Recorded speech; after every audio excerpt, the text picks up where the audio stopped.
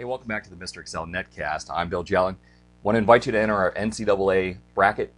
Go to MrExcel.com, ncaa.html. Download the Excel spreadsheet, enter your picks, mail it back in. It's absolutely free. You have a great chance to win some Excel books.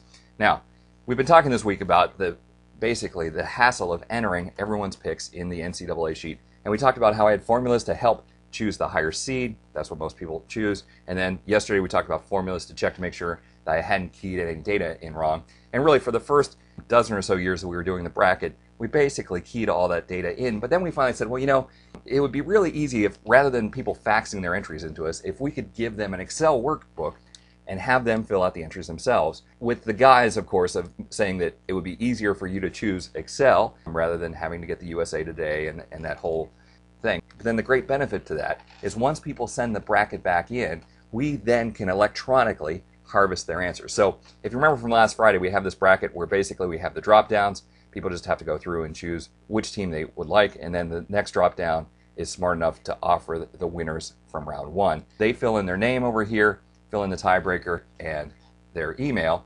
They would email this back to me then, and what I do is basically once it arrives in the email, I open the workbook, and rather than having to copy and paste, we wrote a quick little macro, and I tied it to Control G for gather all the entries from here. The macro basically goes through and it says, we're going to take this person and add them to the next available line in the worksheet. So I'll hit Control G, and just that quickly, it confirms that they chose all correct picks, and we'll take a look, and we'll see that there is, sure enough, in row 15, the new person's entry.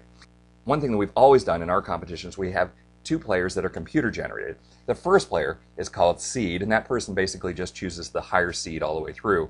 If you're scoring exactly the same as seed, we know that you really use no imagination whatsoever. The other player is a player called random.